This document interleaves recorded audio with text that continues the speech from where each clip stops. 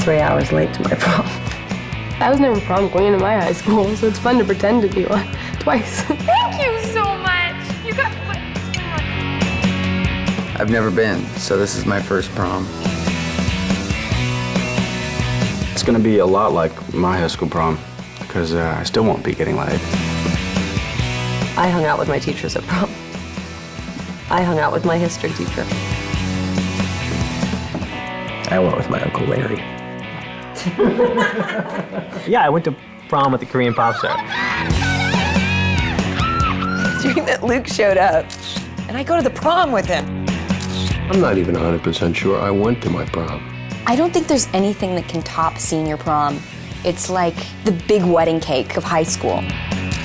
I'm really excited for this prom because I get to be just ridiculous. You know, Summer gets completely wasted.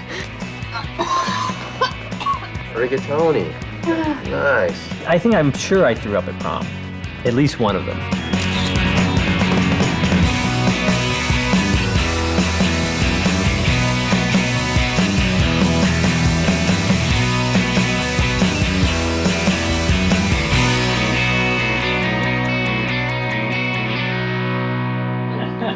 I was just grateful that somebody on the message boards liked an episode of the show. Yeah. Yes, totally. How'd you get coffee? They only were able to get mine for some reason. What? Yeah. Did you guys want coffee too? So what do we got here for 23? A little adult storyline? I had another thought, which is it's a raw idea that I'll put up on the table like a piece of meat. Yeah. See what you guys can do. How I remember writing an episode is you spent a lot of time in the room, breaking in the story, figuring out, okay, what's the Ryan story for this episode, what's the Marissa story, Seth and Summer, Sandy, Kirsten, figure out what everybody's storylines are, what you owe, where you're going. I don't know what Kirsten does in Act 1 if she doesn't tell. Well, could you flip the dinner? Sure. The dogs are our muses. Basically, when we have any tough story ideas, things that we can't quite crack, we look to Harper and Davey and Maya to get us out of them. They've got a lot of fresh ideas, sort of a different perspective on the show than what we might necessarily come to. And we think they're a great creative force on the show. Sandy could say, see, this scene could be about, look, I'm sorry I wasn't here last night. You had something exactly. you wanted me for, and she's like, How about it? All I'm gonna right. write that down before I I have no forget idea it. what just happened, but it's Yeah, I beautiful. don't totally get it, but I support the enthusiasm. It's one of those cases where you're at the final 3 or 4 episodes of the season, and once you get into the final part of the season, you're in this kind of crescendoing type effect in the last 3 or 4. So you're going, everything, all these pieces you've put together for the past 12 or 13 episodes are kind of coming to bear. So those episodes are always really fun to write because just a lot of stuff happens. It's just the way I roll when you start to break the story. All stories have a certain amount of story momentum that then you can kind of build off of and write towards. And we'll kind of separate it out into basically into relationships. We'll kind of think of what's the Seth Summer story we're going to tell, what's the Ryan Marissa story we're going to tell, or the Marissa Volchek story we're going to tell. Our point of view is that Seth comes to her and tries to make amends here, and she's like, no, you're not convincing me. Right. I haven't spoken to you in 4 days.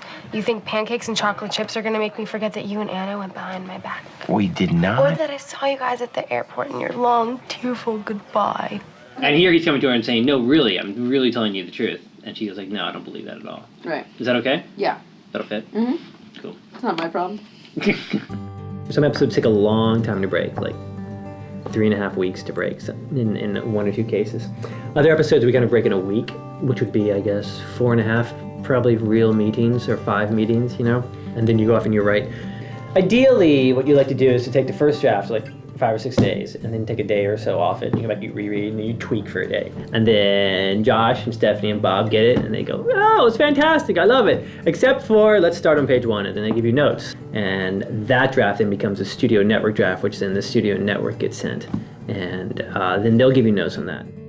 Once the executive producers release the script to production, that's my department essentially. We give it out to all the department heads. Each of them makes notes. We all have a concept meeting. Action. All right, now welcome to episode 23. And thank you, John Stevens, for a great script. And to be directed by the indomitable Michael Lang. Inevitable. Michael Lang. Inevitable. We have the big prom. It's a pirate theme, which is always fun. A lot of R. R! Pirates Ball is what was decided because with that, you have a lot of visual. It's one of the larger undertakings we've had this season, actually, is the prom set. Taylor, this is amazing. Yeah, this is way better than any dance I ever designed. You know, I've been saying that, but no one listens. We work a lot like architects in many ways. You know, we've begun drawing up a sunken pirate's ship, partially sunken pirate's ship. And actually, I just got a copy of The Goonies because it was referenced in the script. And now I know what they're referencing to. Can we see your the boat again? Occasionally, I bring show and tell items to help demonstrate my ideas or to give a good visual. And in that particular meeting, I was having what I call a Chevy Chase moment. And as it fell apart, which was humorous in itself, our UPM picked up the cannon. And little did I know, and more that she didn't know, it actually was loaded. She managed to fire a harpoon into my forehead. I made sure that I went in to see her afterwards, and payback's a bitch, Lisa. We started to build the prom set yesterday. It won't shoot for another 8 working days. It will take that much time to build it, to place it in position, to paint it, to get the set decorating crew in with all the stuff they have to bring in, to dress it, to make it look like what it's supposed to be. There's so many subjective decisions that various people make that there's always an opportunity for miscommunication. So you want to try to minimize that. Now, sometimes it turns out great, but in general, especially a sequence as important as the prom sequence, you want to make sure that everything is the way we all pictured it. If we did an ocean backing Right. and sky, then that would mean you wouldn't get the star field. Oh. If you want to do a star field all the way around, Ooh. that's what I was thinking. It's supposed to be night, right? Yeah. Yeah. It would also feel glamorous. Starfield all the way around is great. Don't you think? Yeah. That's the best. Tom Victor, the production designer, just, showed us spatially, because when you're there, it's, instead of just talking about it, there you are. Because we're cheating it actually on a big stage 2 down from here. Most proms happen we'd go to a location in like a hotel ballroom. It turns out that for numerous reasons, the producers would like to have it on stage. We're taking that set and converting it by putting a star field around it. We're building an artificial cave environment. Normally, when we do a cave here, we do it out of plaster, and it looks real. This is gonna be theatrical, so we'll make it look like it's a good fake real, but not real. I would like to welcome you all to the Pirates Ball. Thank you. What's challenging in this particular episode is how many things we're doing. We have a prom, which has a ship being built, we had a whole discussion yesterday on what is the angle of the deck. I know that actors have a tough time. Anything steeper than 12 degrees, they'll fall down. And you have to think about actor-proofing everything.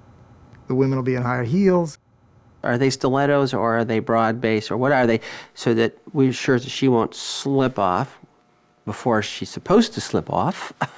Is that going to be a stunt, or is that going to be Summer that falls? Summer would it's going to be a stunt. Stunt. Yes. Oh, that means 2 dresses. Oh, 2 gowns. That's a bit of a problem. Well, we have to start early because we have to start looking into dresses early on when we can get them and if we're borrowing them. And we had to wait till after the Academy Awards to borrow some of the dresses too, especially from the bigger designers. Rachel's wearing a Vera Wang dress, and we had to get a double of that. So we had to contact them and buy one that we could use for her stunt double who falls off the stage drunk as her. Because you can't have 2 people wear the same outfit on the same day, unless it's been dry cleaned. We went through a few weeks of different, sets of dresses until I found this one. I put it on and I saw it on the rack and I was like, I love it. For Misha's dresses, we just had cream and white. She tried on, 5 or 6 different dresses, and the Chanel one was, how do you beat that? The Chanel one was amazing. It's pretty.